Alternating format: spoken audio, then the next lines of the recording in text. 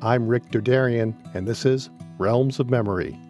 University of Texas at Dallas art and cultural historian Erica Doss argues that we're living in an age of frenzied memorial making, from the victims of mass shootings, terrorist attacks, and the AIDS epidemic, to the memory of Black Revolutionary War patriots, Native American veterans, and civil rights leaders. The scope and breadth of memorials today seems almost unlimited. In Memorial Mania, Public Feeling in America, Erica Doss argues that present-day memorials embody public emotions, such as grief, fear, gratitude, shame, and anger. What do these emotion-based memorials reveal about Americans and America today? What are their limitations or potential as a means of understanding and working through difficult chapters from the past? To address these and other questions, I'm very pleased to welcome Erica Doss to discuss her book, Memorial Mania, Public Feeling in America. Erica, welcome to Realms of Memory. Thank you. Pleased to be here. So I've heard you describe yourself as someone who isn't a contentious person, but somehow you spent a lot of your career gravitating to these really contentious subjects and how we engage with public art. So was there a moment in time where you became interested in this? Was there a particular case, instance when this sparked your interest? That's a great question. I don't think I can pick a particular moment, but I will say that I've always been interested in public emotional displays. As an art historian, I'm always sort of surprised when the American public expresses an interest in or a dissatisfaction with American art. And American public art in particular seems to have been the target over the last couple of decades of frustration, anger, and all sorts of emotional responses. As an art historian, I guess what I'm particularly interested in then is reception, how people respond to and why people respond to public art among various other art objects and cultural objects in their midst. I mean, we live in a really complicated world, in complicated times. And I gotta say, I'm always really surprised when people express an interest and enthusiasm, or again, a dissatisfaction with public art or with cultural objects of all sorts. You mentioned also that this, if there's been a frenzy of memorial making over the past decades, this isn't the first time this has happened, that we went through this at the end of the 19th and early 20th centuries. So you start your book with a comparison trying to point out, well, what was the difference between that earlier period that you label as a period of statue mania and the current era of memorial mania? So they overlap in certain ways, but there's some significant and profound differences. So how would you compare the two eras? Okay. So memorial making and monument building are not new. These have been concurrent with human existence on the planet. As long as we discover things that are literally thousands of years old. At the turn of the last century, in the late 19th century, in both the United States, but also in places like France and Germany and England, there was what we might call statue mania. And all of these nation states were sort of competing with one another to put up, erect, install, dedicate various statues. And these statues were mainly of great men and great historical events. And they were meant to, in a sense, educate or inculcate the masses about particular historical narratives. In other words, who is supposed to be important or great in American or French history? Now, who are the cultural icons of a particular time? And this was very much a sort of memorial making from top down. Your upper classes, your political heads are creating a sort of cultural and historical narrative for the masses. Get everybody in line, think alike. That's statue mania. I see memorial mania as different in that there's still that uptick in memorial making, and probably more because of technology and all sorts of other factors. But the difference is that it is both a combination of top-down, but also grassroots memorial making and monument building. You have a lot of different groups, publics, interest who are pursuing memorial making, and it isn't just a top-down endeavor.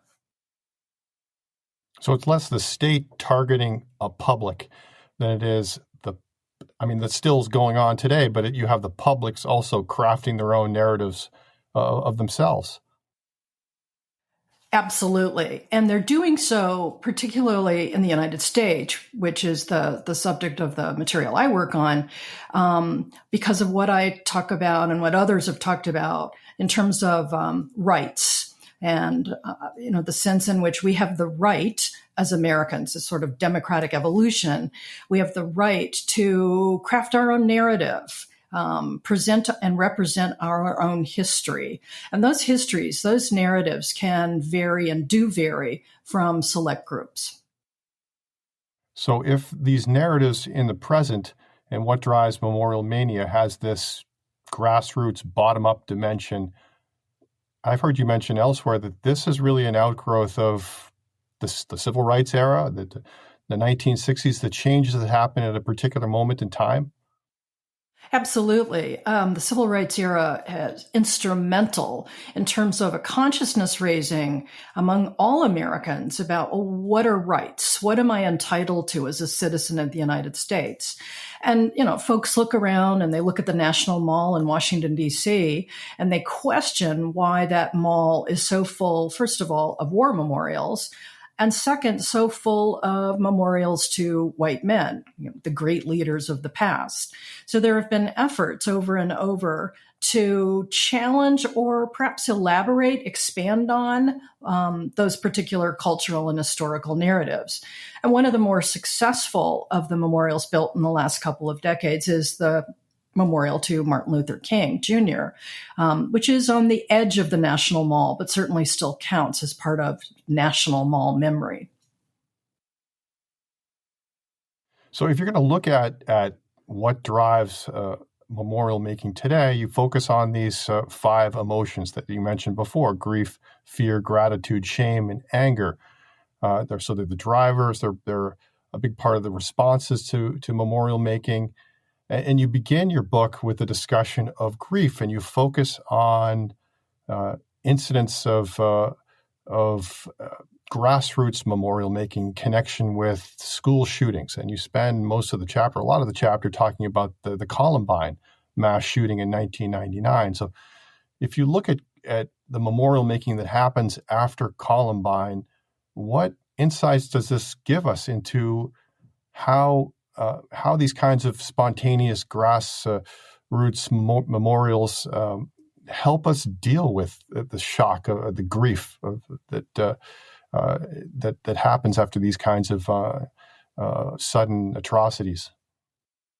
Yeah, that's a good question. Every chapter of Memorial Mania is a case study around a particular emotion: grief, for example, shame, anger, gratitude.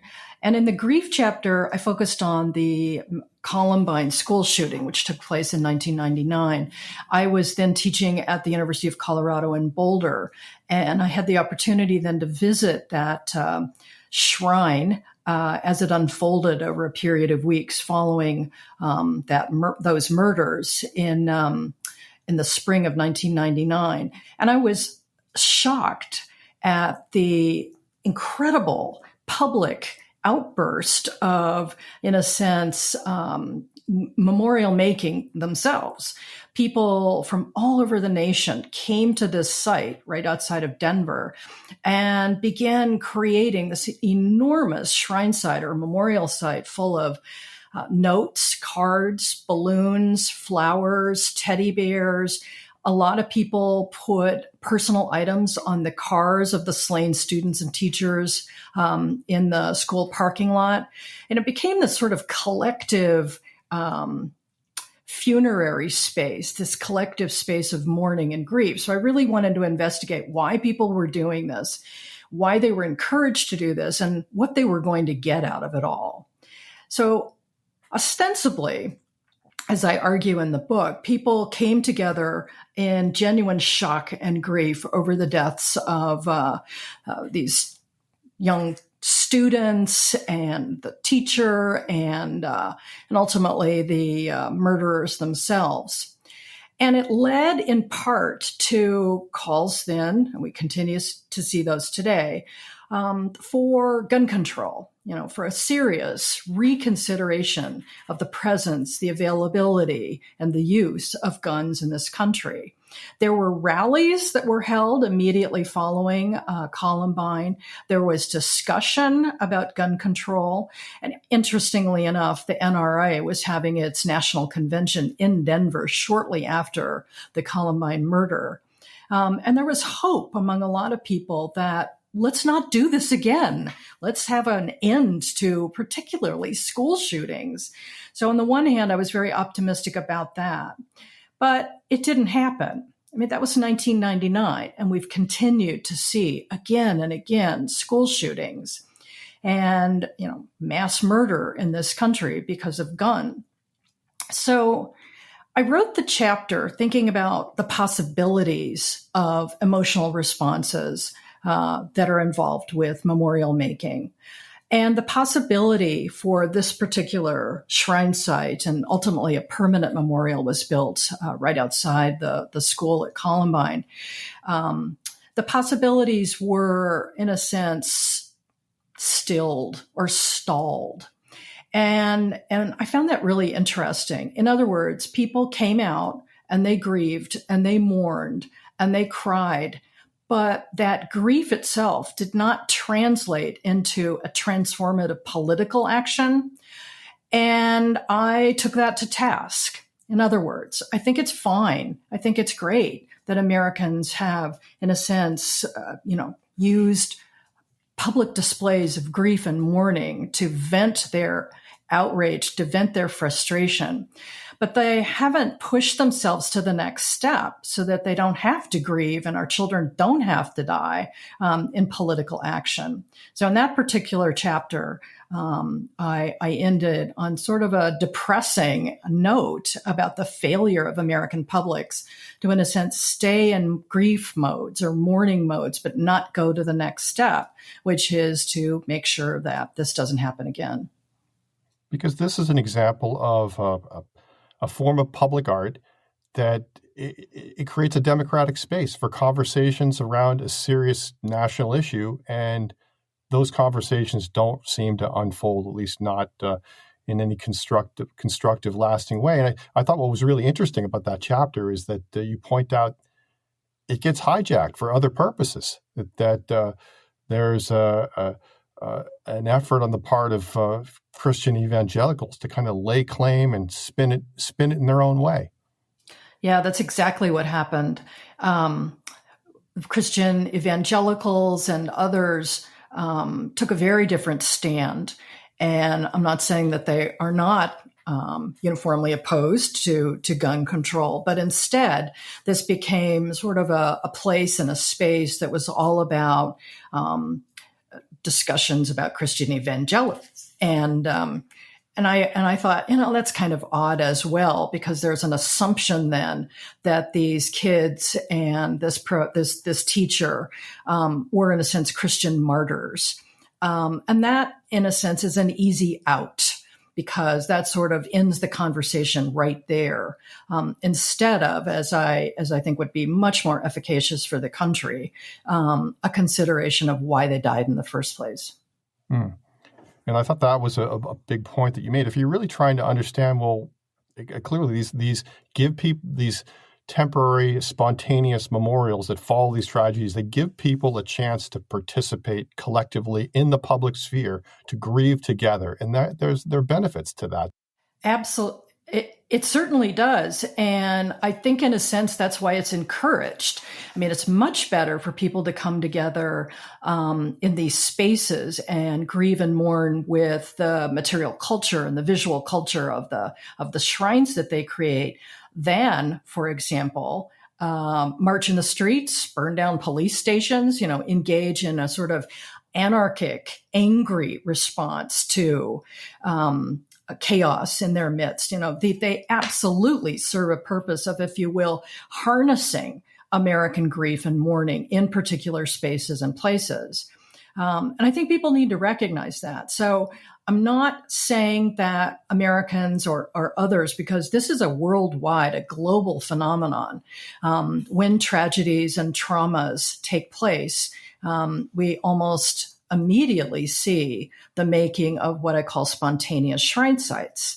And this is a big shift from sort of holding in or disguising one's personal feelings of grief and mourning and taking them outside, making them public. But on the other hand, it is sort of a stopgap measure. We grieve, we mourn, and mass murder continues. Or in the case of, the unfolding of the Black Lives Matter movement, people of color continue to be killed by, police and others.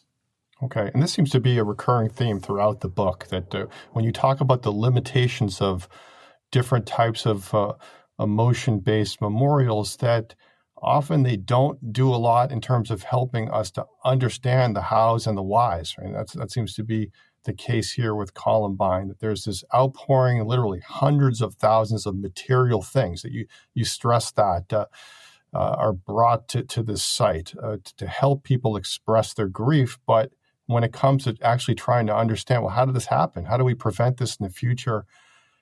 There's not a whole lot there that's useful to people.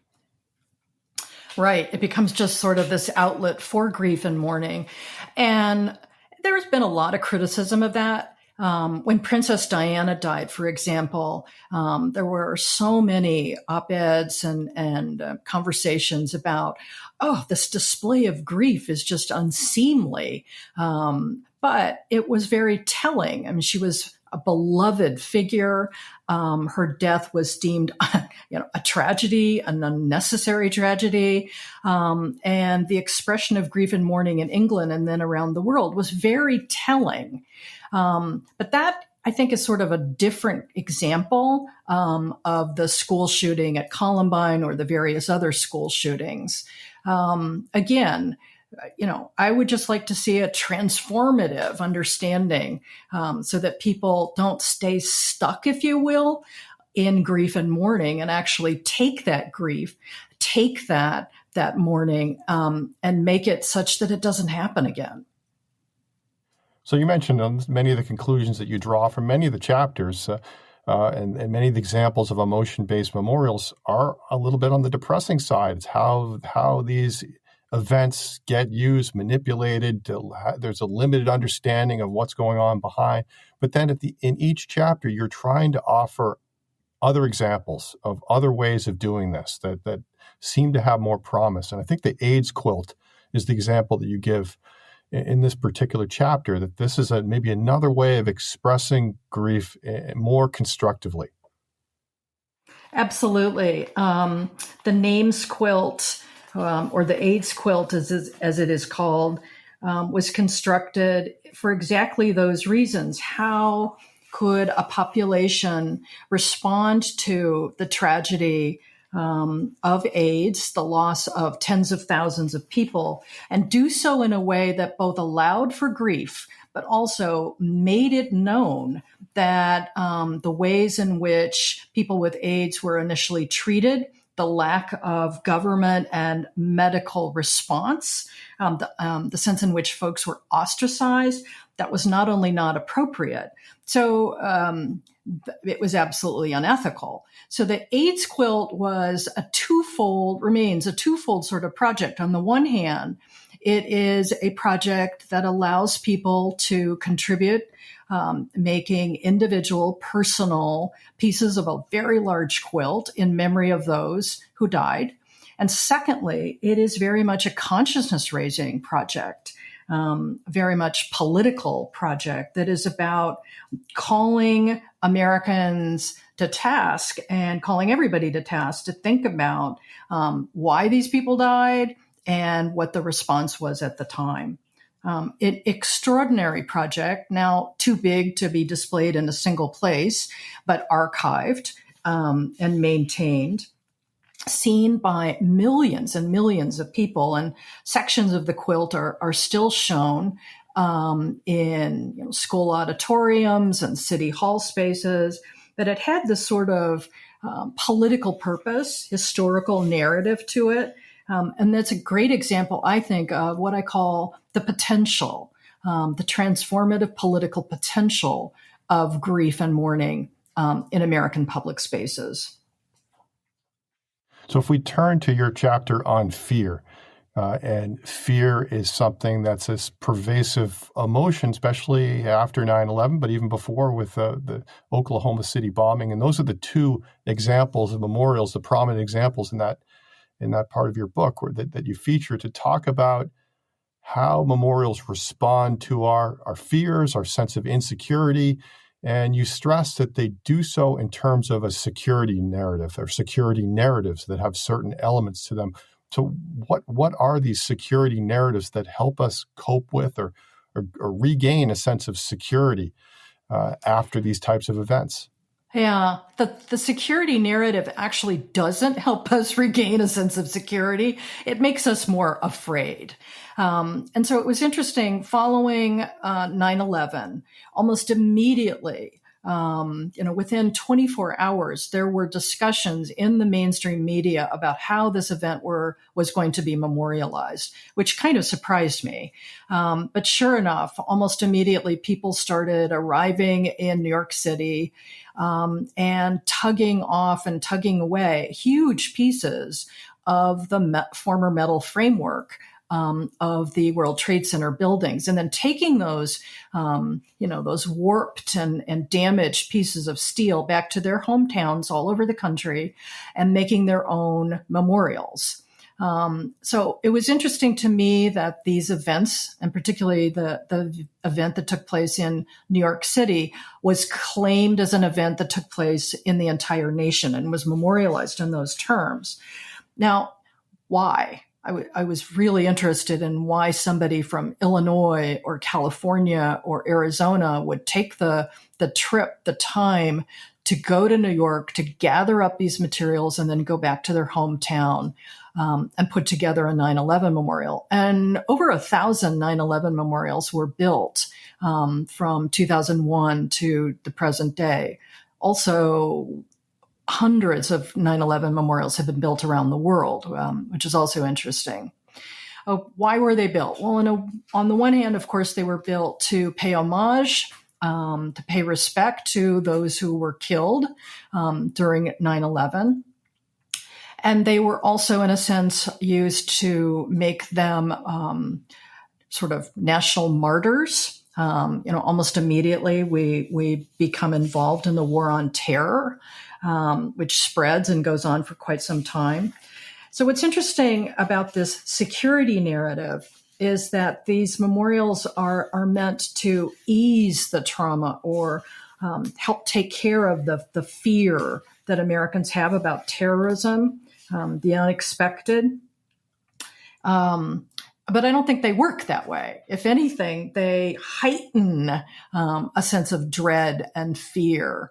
And in a sense, that plays into the hands of those who want us to stay always on edge, always afraid, worried about security, and in a sense be insecure. And so we buy into particular narratives about threats, about foreign others, disrupting an American way of life, et cetera, et cetera. Okay. And you talk about the ways in which these memorials are constructed and the significance of minimalist architecture, modern architecture as the most prominent way in which memorials are built today, and how the ways in which this architecture can give people a sense of order or stability that terrorist attacks take away from them. Yeah, minimalism, and I think one of the best examples of the minimalist aesthetic or minimal aesthetic would be Maya Lin's Vietnam Veterans Memorial, which was installed in the early 1980s on the National Mall. Minimalism, and if that memorial, it's It's not very large, sort of low to the ground, very accessible because we see ourselves reflected in the highly polished black granite. Minimalism can be seen as sort of a blank slate. And we can, in a sense, project our feelings onto that slate. We can think about it from multiple interpretations.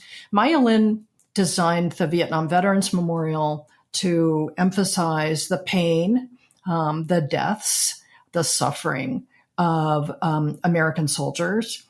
And that's exactly why the piece was commissioned in the first place. It became so controversial and became so recognized that the style was realized in multiple other memorials that are striving, as she strived, to create this sort of emotional response. In other words, instead of just walking by that memorial or monument in your midst, in front of the city hall or in a park, Maya Lin and other memorial makers today really want people to experience the project. So the emphasis in that project and others is on felt experience, and minimalism allows that. Whereas other memorials might have details, craft details, or other kinds of details, stylistic details that might prevent someone from doing that. People believe that the blank slate of the minimalist object or the minimalist memorial allows people to project thoughts onto it. So it's not surprising that it's become sort of the go-to style for a lot of these memorials that are made today. And maybe this was more the point you made with the Oklahoma City National Memorial. I thought you were trying to make a point that the way they're structured in a therapeutic way, the way they take you through the experience, the messages that you process as you walk through the gates, that they're aimed at this goal of helping you to come to terms with what happened, at closure. I think that's definitely part of it with both the Vietnam Veterans Memorial and with Oklahoma City's memorial. With Vietnam Veterans Memorial, you walk down a pathway into the vortex and then you walk out. So in a sense, you walk in and you walk out. And either way, you walk into the darkness and then you walk into the light. And she purposely put together that very V-shaped sort of design to have people do that. So that's what I mean by sort of felt experience, the performative aspects of the memorial. And in so doing, you walk past all the names and then you walk out. So there is a sense of absorbing and seeing yourself reflected in those names and then walking out into the real world or the world. Oklahoma City is somewhat the same. You walk into the space through two gigantic, highly polished gates, and inside are the 168 chairs that are placed more or less where the bodies of those who died in that explosion were found. The building, in a sense, conceptually tipped on its side. You can walk through them, walk on a path around them, recognize what they are, and then again, walk out of that space. So it's contained, and you walk in and you walk out. And that's what I mean by those sorts of therapeutic conditions. There's very much the emphasis on you feeling that trauma. Although, of course, we can never feel that trauma in the way that those who died in those, died in those memorial events themselves can. And then you walk out. And I think that therapeutic ethos is reflected in quite a few of these minimalist design public art projects. But again, if you're trying to understand what was behind the Oklahoma City bombing or the 9/11 attack, the way in which these memorials are constructed doesn't do a whole lot to deepen our understanding. Oh, I agree with you completely. The interesting thing about Oklahoma City is you've got the 168 chairs, you've got the big gates, and if you really want to know what happened, you have to go into the museum. And the Oklahoma City Museum is fascinating. And I will say, I've been there quite a few times, and it's changed its narrative over the years. I mean, at first it was all about, excuse me, it was all about Timothy McVeigh's horrible act of terrorism. But today, my most recent visit, the memorial, in a sense, after you walk through all the historical aspects, has this interesting space where visitors are invited to put headphones on and sit in front of computers and then answer and respond to a bunch of questions, which include questions about, well, what would you do if a friend of yours or a family member said that they wanted to participate in a terrorist bombing? What would you do? How would you respond? In other words, it puts people into the place of having to make ethical, informed decisions. And I think that's great. But that's what a museum does. A memorial can't quite do that, nor necessarily should it be expected to do so. Okay. So your chapter on gratitude centers on World War II, this World War II generation, the National World War II Memorial in the Washington Mall, and this notion that there hadn't been sufficient gratitude expressed towards this generation in the lead up to the funding and the building of this in the early 2000s. Where did this idea come from? I think you point out that this was a completely inaccurate idea, that there hadn't been an acknowledgement and expression of gratitude earlier on. Why was there this forgetting of what had happened earlier? Yeah, why was there this forgetting indeed? And I think that's a really good place to start in terms of, memorials are made because of forgetting. Memorials are made because we're afraid of cultural amnesia. And in this case, the making of the National World War II Memorial, which was dedicated in 2004 in Washington, was very much, in my opinion, the making of a memorial so that cultural amnesia about World War II and the Greatest Generation would never happen. I was fascinated by the suggestion that, or the idea that was repeated over and over again, that the World War II generation had never been properly acknowledged, or there wasn't a World War II memorial. And I seemed to think, wait a minute, what are you talking about? What is that big Arlington Cemetery memorial? It may be for the U.S. Marine Corps, but I mean, when I think World War II memorialization, that's the first example that comes to mind. And then the more I delved into this, I realized, of course, there were memorials and monuments that were built after World War II, but they took a different form. Some of them were auditoriums or arenas or parks and recreation facilities, because a lot of people were like, we do not need any more monuments of generals on horseback. What we need are living monuments so that we can actually translate our grief into living spaces for the generation now and the generation to come. So the idea of memory or memorialization changed a little bit. This wasn't complete, but there were lots and lots of World War II memorials. Another example of World War II memorials is that a lot of towns around America put the planes and the tanks from that war in parks or in front of city halls. So, World War II was memorialized. So that brings us to why then do they build this gigantic memorial on the mall which was dedicated, as I said, in 2004. And the reasons for that, I think, have to do with those who particularly promoted it, including George Bush and Tom Hanks, who, in a sense, had not participated in World War II. They were not World War II soldiers, although Tom Hanks was a movie actor who was in a movie about World War II. So there was, in a sense, a guilt, perhaps, or a desire to honor their parents, their father's generation. So this became sort of a leading quest or a leading point of discussion in the making of the memorial. And it was meant to absolutely contrast or challenge the popularity or the visibility, if you will, of the Vietnam Veterans Memorial. In a sense, we have to make a memorial that's about the real war of the 20th century, the one that Americans won, the one that Americans were victorious in, rather than the Vietnam War. So all of these things sort of filtered into the making of this memorial.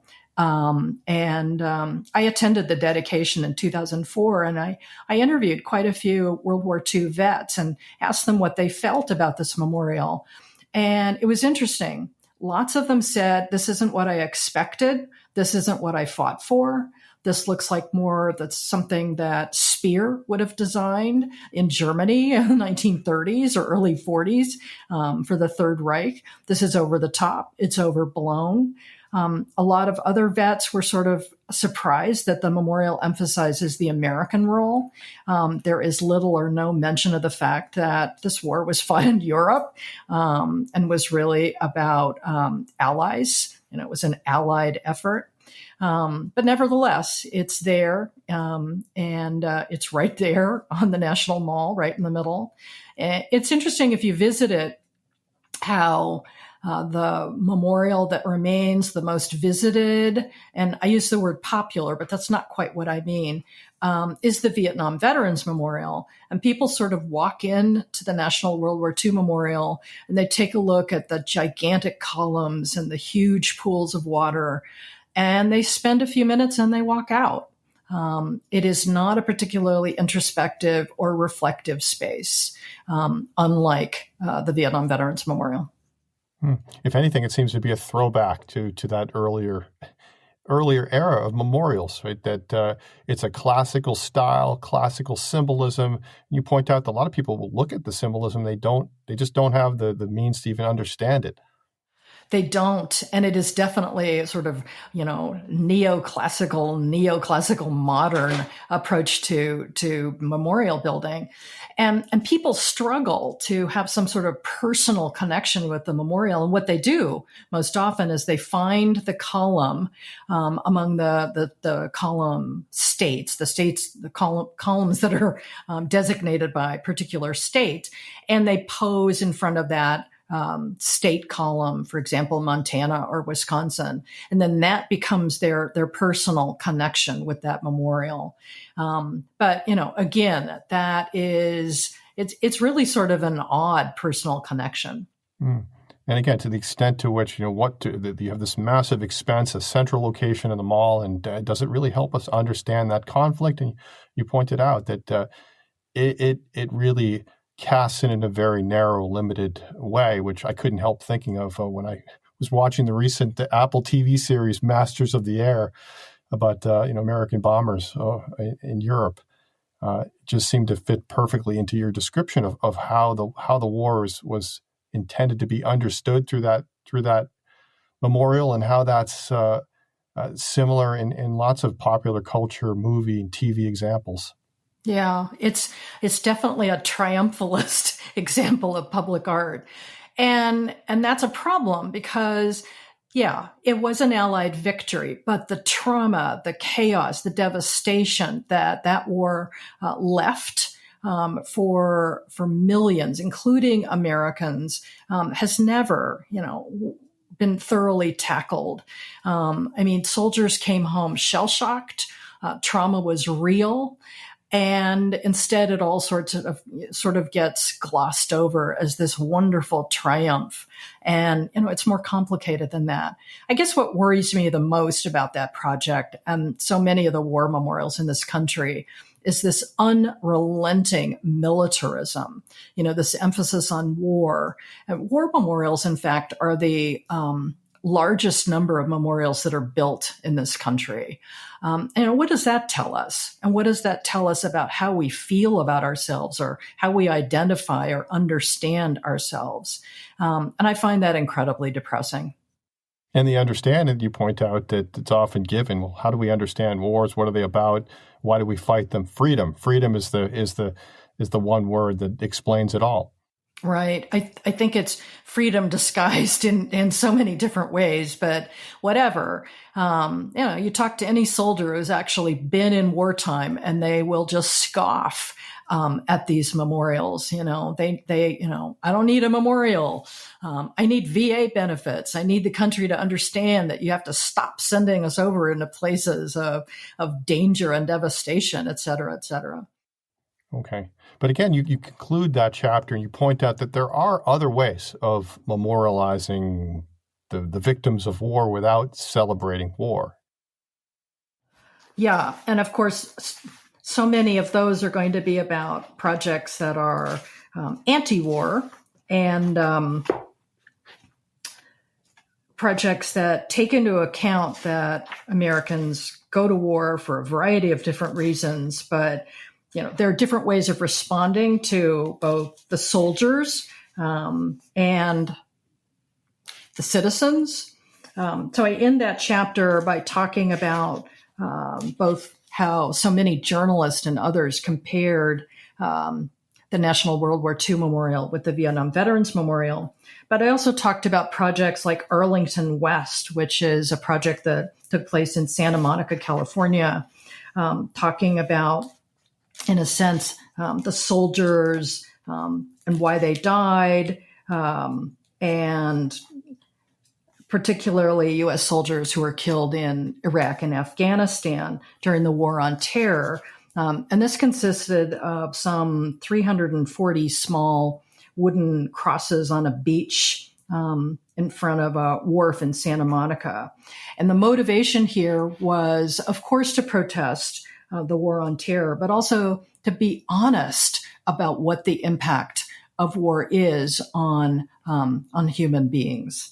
I thought it was a really powerful project. Another really powerful project was the Eyes Wide Open project, which took place in a couple of different cities and consisted of lines and rows of boots, soldier boots lined up in front of, for example, the state capitol in Denver.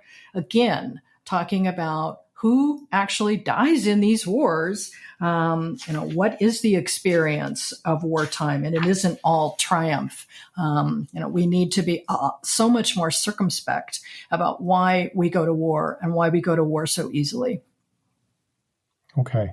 So if we turn to the emotion of shame, and this has really been in the news recently, and how do we, there have been laws that have been passed in states about trying to minimize how we teach shameful chapters to kids in the classroom, debates over 1619 Project and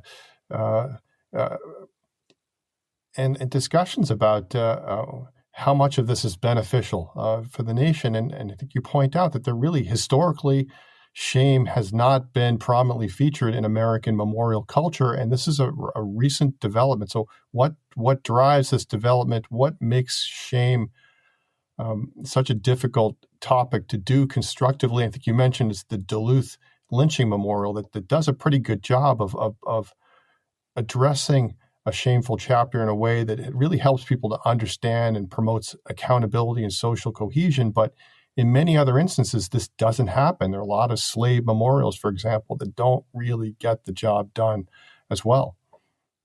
Yeah, it is an important emotion. It is not something that people are comfortable with. It's not like, oh, I'm ashamed is something that you talk about. We tend to hide our shame in many cases. But what I wanted to do in this chapter was talk about national shame and our refusal, in a sense, as a nation to reckon with shame. And I started with the Duluth Lynching Memorial, which was an incredible history for me to explore.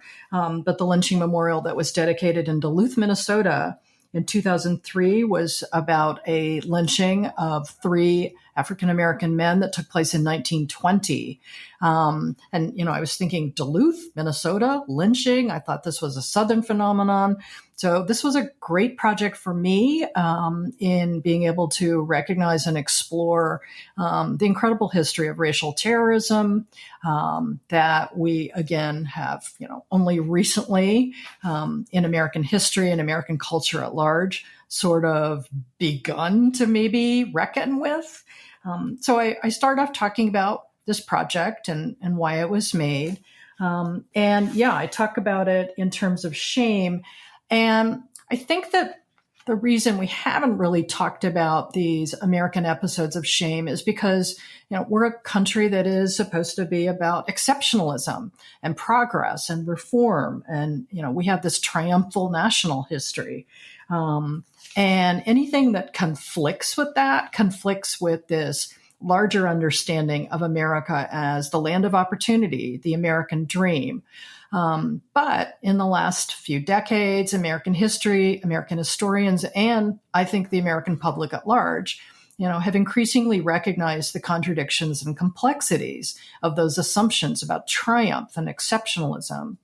And for those of us who are still interested in the democratic equity project, the more perfect union idea, coming to terms with past shame is necessary in order to prevent future shame. And that includes dealing with the 400 years of slavery and the ongoing episodes and sort of assumptions about racial terrorism.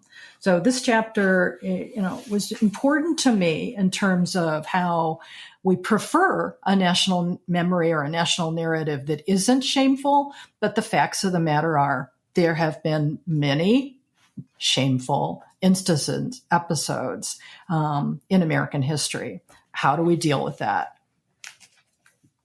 So if you take an example of Duluth, how does it seems like part of the success is that you get buy-in, you get people they're involved in this project, the community gets involved, and this works in a way, the way it's structured, it really encourages people to stop and reflect, to think critically, to take ownership. How does it do this, and why doesn't this happen in other instances? It is absolutely about public buy-in. And I think that, any public artist who is interested in reception and, guiding people to a particular outcome has to be involved from the get-go with the public or the multiple publics that will respond to or, visit the particular public memorial site. So in Duluth, the project started small. So many projects do. A woman walked by the space in Duluth where these three young men had been murdered in 1920. She walked by every day, and she began to get bits and pieces of the original story. Basically, they were part of a traveling circus, which had stopped in Duluth for a day.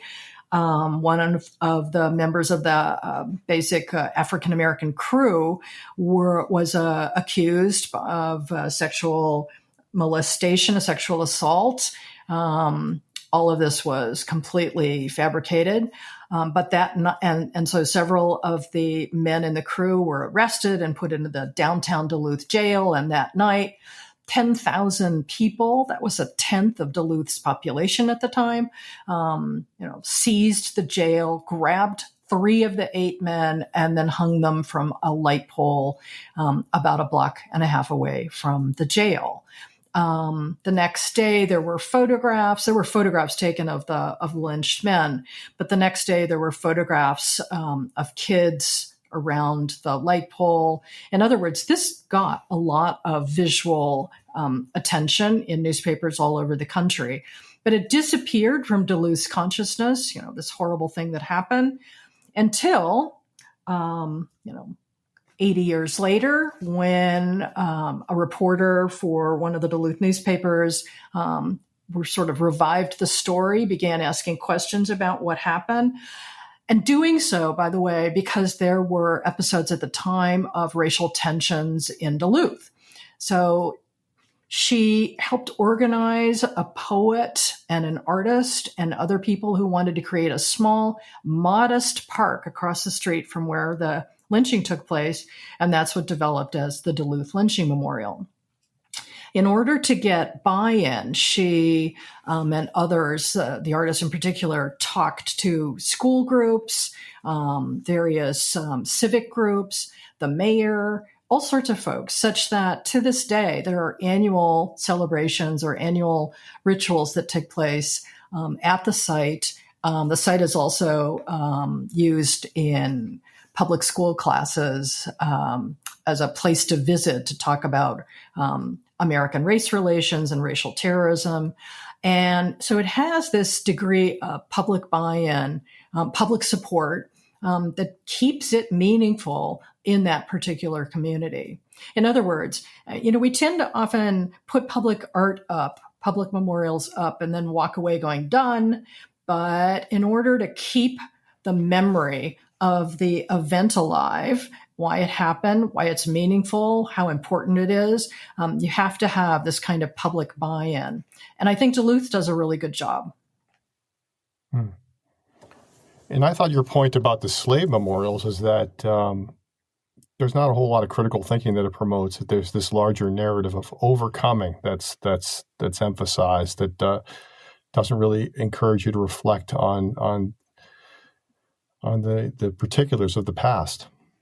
Absolutely. In some of the earlier slave memorials, this was, this is a problem, and it's something that we have not resolved, which is a lot of groups do not want to see their painful, horrible past, realized in bronze and stone, and would much rather see a triumphal, successful historical narrative. And so many of the slavery memorials, and I'm thinking of one in particular in Savannah, feature African-American families with only a hint with the shackles around their ankles of an earlier history or earlier treatment. Now, since I wrote Memorial Mania, things have changed considerably. So one of the most impressive memorials about racial terrorism is the National Memorial for Peace and Justice in Montgomery, Alabama. And this is an incredible memorial dedicated in 2018 to the lynching victims, over 4,500 lynching victims in the United States. And the piece consists of a very, very large horizontal spread on top of an area that was formerly a slave warehouse about a mile from downtown Montgomery. In other words, a place where slaves were held until they were sold. Very long horizontal spread, a building, and also a memorial space that consists of stelas, or large Corten steel pieces of steel. And on them are inscribed the towns and names where these lynchings took place. And they both are on the floor or hanging from the ceiling. The entire building is filled with them. And you walk through and you are surrounded by these names and these places. And then outside, they are duplicated. And people from the communities where these lynchings took place are encouraged to take one.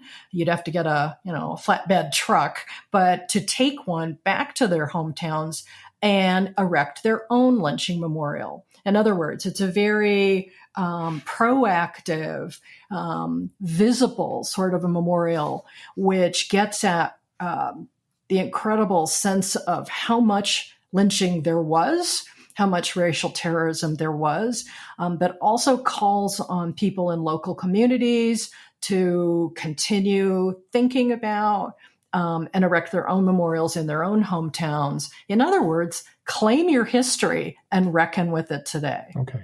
So clearly, memorial statues in particular have been the target of a lot of anger, a lot of toppling and destruction of statues in recent times. And think seems to be the subject of your recent work, that memorials or monuments, they have a lifespan. They lose meaning. They can generate a backlash. They might need to be replaced by something else. We might need to rethink how we memorialize the past. So what is it that triggers anger? What is it about memorials that can spark anger? What does this anger reveal about them? What do we do with these disgraced or troubling memorials or monuments? That is a great question, and one that I continue to ask myself.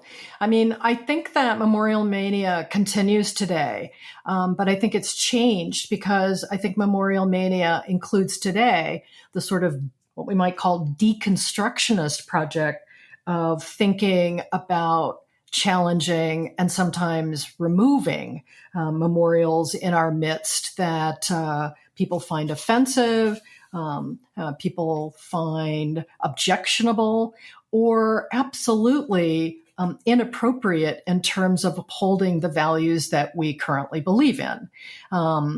So what I'm thinking about now is memorials have a lifespan. All things live and die, and that includes memorials and monuments. And that's hard for people to hear. Although I ask them to think about, what about your car, your house, your clothes? I mean, we cycle through things. Why wouldn't we cycle through memorials and monuments as well? I mean, I'm really challenging then, and I think a lot of Americans are challenging the idea of permanence, particularly when it comes to that permanent fixed memorial in our midst. And that doesn't mean I am, in favor of some sort of planned obsolescence scheme when it comes to memorial making. But I do think that we need to be really cautious about what we put up. And maybe the idea of the temporary or the ephemeral memorial is something we really ought to be engaging with more. I mean, one of the ideas that I think is really worth considering is the fourth plinth idea in London, where there are 4 plinths in Trafalgar Square. One of them was never filled, if you will. And so it becomes the site for an ever-changing public art display. Some things are up for a few months, some things are up for 6 months, but no matter what it is, it has a temporality to it. And I think that allows for political and social ideas that people might be intolerant about if it was going to be permanent. But because we realize, that's only going to be up for a little while, I wonder what will be next. It allows for an incredible sort of display, and it allows for all sorts of ways of thinking about, the idea of memorialization in general.